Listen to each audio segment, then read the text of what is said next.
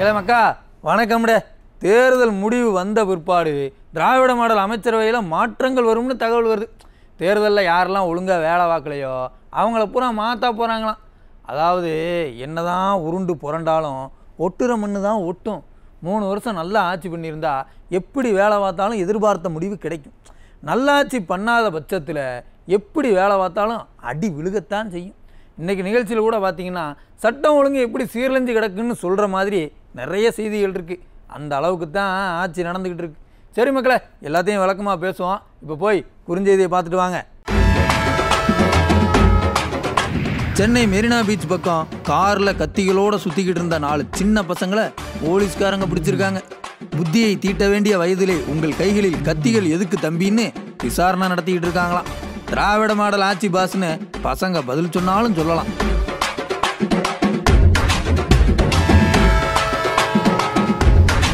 கிருஷ்ணகிரி பக்கம் போதைக்கு அடிமையான இளைஞரை குடும்ப உறுப்பினர்களே கொலை பண்ண சம்பவம் நடந்திருக்குப்பா.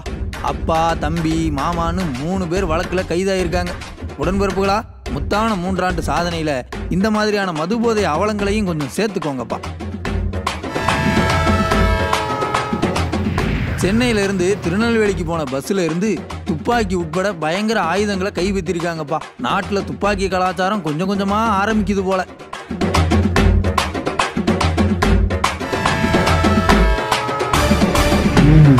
மயிலாடுதுறை பக்கம் கவர்மெண்ட் பஸ்ஸோட முன்பக்க டயர் மட்டும் தனியாக கலண்டு ஓடி இருக்காமியா.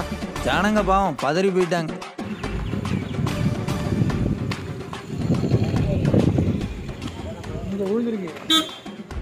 குறுஞ்செய்திகளை பார்த்துட்டோம், வாங்க விரிவான செய்திகளையும் பார்த்துருவோம்.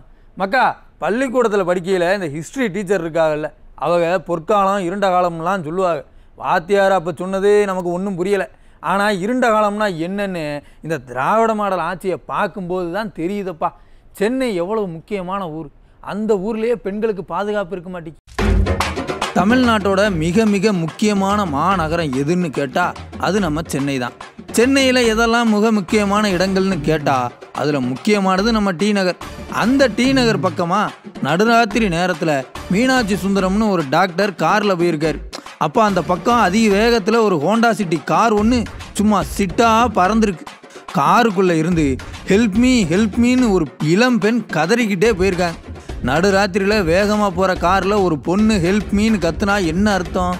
பாவம் அந்த டாக்டர் ஷாக்காகி அந்த ஹோண்டா சிட்டி காரை துரத்திக்கிட்டே போயிருக்காரு. ஆனாலும் அந்த காரு எஸ்கேப் ஆகிட்டு. உடனே அந்த டாக்டர் காவல்துறைக்கு ஃபோன் பண்ணி நடந்ததை சொல்லியிருக்காரு. சம்பவ இடத்துக்கு வந்த போலீஸ்காரங்க சிசிடிவி எல்லாம் செக் பண்ணி பார்த்துருக்காங்க. ஆனாலும் இப்போ வர அந்த காரில் உதவி கேட்டு கதறுனா அந்த பெண் யாருன்னு தகவல் தெரியல. வழக்கம் போல் காவல்துறை மெத்தனமாக தான் இருக்காங்க. இந்நேரம் அது யார் என்னன்னு கண்டுபிடிச்சிருக்க வேண்டாமா?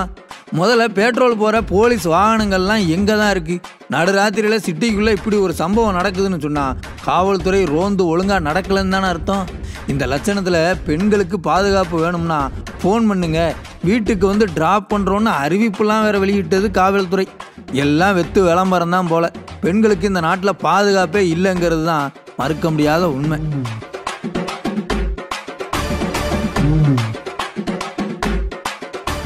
அதாவது மக்கா, இந்த விளம்பர கவர்மெண்ட்டு 3 வருஷத்தில் கொடுத்த வேதனைகள்லையே பெரிய வேதனை எது தெரியுமா? இந்த போதை ஆசாமிகளோட ஆட்டம் தான். தினமும் போதை ஆசாமி அட்டூழியம் செய்தார், அட்டகாசம் செய்தார்னு செய்தி வந்துக்கிட்டே இருக்கு. அந்த வகையில் இன்றைக்கும் சில செய்திகள் வந்திருக்கு, அதை கொஞ்சம் பாருங்கள். கிருஷ்ணகிரி பக்கம் போதைக்கு அடிமையாகி இருந்த ஜெய்தீப்புங்கிற இளைஞர் இறந்து போயிட்டார்.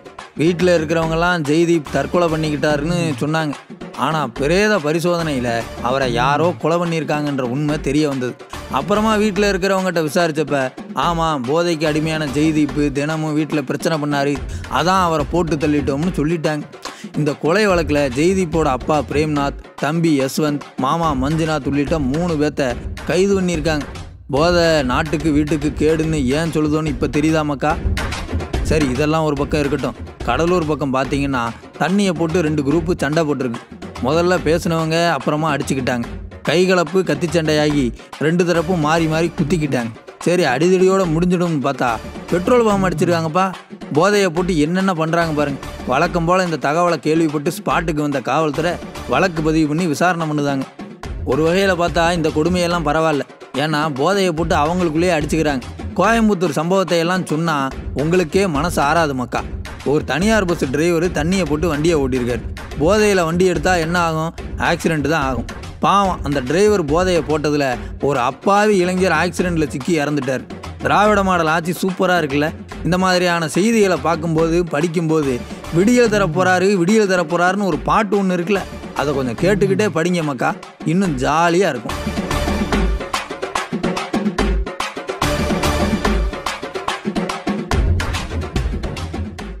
3 வருஷம் ஆட்சியில் வெட்டு குத்து பெட்ரோல் பாம்புங்கிற அளவுக்கு வந்தாச்சு. இன்னும் 2 வருஷம் இருக்குது.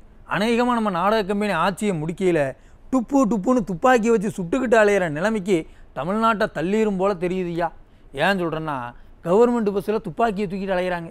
சென்னையிலேருந்து திருநெல்வேலி நோக்கி கிளம்பின எஸ்இடிசி பஸ் ஒன்று ஆட்களை எல்லாம் இறக்கி விட்டு நெல்லை வண்ணாரப்பேட்டையில் இருக்கிற பணிமனைக்கு வந்திருக்குய்யா. பஸ்ஸை க்ளீன் பண்ணலான்னு பணிமனை ஊழியர்கள் பஸ்ஸில் ஏறி இருக்காங்க. க்ளீன் பண்ணும்போது பஸ்ஸில் துப்பாக்கி உட்பட பயங்கர ஆயுதங்கள் இருந்திருக்கு. யாரோடதுன்னு தெரியல. ஆனால் யாரோ ஒரு மர்ம நபர் துப்பாக்கியை தூக்கிட்டு பஸ்ஸில் வந்திருக்காரு. அதுதான் பணிமனை ஊழியர்களோட கையில் சிக்கியிருக்கு. இப்போ காவல்துறையினர் துப்பாக்கியை கை வச்சு விசாரணை நடத்திக்கிட்டு இருக்காங்க. கவர்மெண்ட் பஸ்ஸில் ஆள் ஏற்றும் போது கொஞ்சம் பார்த்து ஏற்ற வேண்டாமா? அது சரி, திராவிட மாடல் ஆட்சியில் இப்படி துப்பாக்கியெல்லாம் தூக்கிட்டு அலைவாங்கன்னு யாரு கண்டா? பாவம், டிரைவரும் கண்டக்டரும் இன்னும் தமிழ்நாடு அமைதி பூங்காவாக இருக்குன்னு நினச்சிட்டு அசால்ட்டாக இருந்திருப்பாங்க போல தெரியுது. இனி அப்படிலாம் இருக்காதீங்க. இப்போ கொஞ்சம் செக் பண்ணி ஏற்றுங்க. நடக்கிறது திராவிட மாடல் ஆட்சி. வட மாநில கொள்ளையர்கள் கைவரிசைன்னு நான் முன்னாடி பேப்பரில் படிச்சிருக்கேன். ஆனால் வட மாநில இளைஞர்கிட்ட வழிப்பறி நடக்கிறத இந்த ஆட்சியில் தான்ப்பா பார்க்குறேன். பாவம், அங்கேருந்து தமிழ்நாடு அமைதி பூங்கா அமைதியான ஊர்னு நம்பி பிழைக்கிறதுக்காக இங்கே வர்றாங்க. அவங்களுக்கு இங்கே பாதுகாப்பு இல்லைன்னு சொன்னால் இந்த ஆட்சியை நாம் என்னன்னு சொல்கிறது? திருப்பூர் பக்கம் பனியன் கம்பெனியில் நிறைய வடமாநில இளைஞர்கள் வேலை பார்க்காங்க. அந்த வகையில் கனியாம்பூண்டியில் இருக்கிற பனியன் கம்பெனியில் ஆகாஷ்னு ஒரு வடமாநில இளைஞர் வேலை பார்க்கார். வழக்கம் போல் வேலையை முடிச்சுட்டு பாவம் வீட்டுக்கு நடந்து வந்துக்கிட்டு இருந்திருக்காரு. அப்போ அந்த பக்கமாக பைக்கில் வந்த மர்ம நபர்கள் ஆகாஷ் கிட்ட கத்தியை காட்டி மிரட்டி செல்ஃபோனை கேட்டிருக்காங்க. ஆகாஷ் கொடுக்கலன்ன உடனே அவரை கத்தியை வச்சு குத்திட்டு செல்ஃபோனை எடுத்துகிட்டு ஓடிட்டாங்க. கத்தி குத்து வாங்கின ஆகாஷ் நடந்தே ரூமுக்கு வந்து மேனேஜர் கிட்ட சொல்லியிருக்காரு. அப்புறமா ஆஸ்பத்திரி கொண்டு போய் வைத்தியம் பார்த்தோம், பிரயோஜனம் இல்லை. அந்த இளைஞர் இறந்துட்டார். கேவலம் செல்ஃபோனை வழிப்பறி பண்ணுறதுக்காக ஒரு அப்பாவியை கொலை பண்ணிட்டாங்க.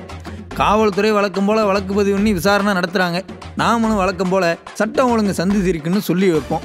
ஆட்சியாளர்கள் இதெல்லாம் எவ்வளவு மோசமான சூழ்நிலைன்னு வழக்கம் போல் உணரவே மாட்டாங்க. மக்கா, இன்றைக்கி செய்தியை பூரா பார்த்தீங்க இல்லையா? சட்ட ஒழுங்கு சந்திச்சிருக்கிறது தெரியுதா இல்லையா? இதுக்கெல்லாம் ஐயா ஸ்டாலின் என்ன பதில் சொல்ல போகிறாரு? தேர்தல் முடிவு வந்ததும் கட்சியில் அமைச்சரவையில் மாற்றங்கள் பண்ணுறதை பற்றி யோசிக்கிறத விட்டுட்டு சீரழிஞ்சு போயிருக்கிற தமிழ்நாட்டை எப்படி சீர்தூக்கி நிறுத்துறதுன்னு யோசிச்சா நல்லது. நாங்கள் சொல்லலை, விவரம் தெரிஞ்சவங்க சொல்கிறாங்க. சீர்தூக்க தெரிஞ்சிருந்தா ஏன் சீரழிய போகுது? தெரியாமல் தானே இப்படி கிடக்கு. சரி மக்களே, இன்றைக்கி நிகழ்ச்சி இதோட முடிஞ்சது. நாளைக்கு மறுபடியும் வந்து உங்களை சந்திக்கிறேன். நன்றி, வணக்கம்.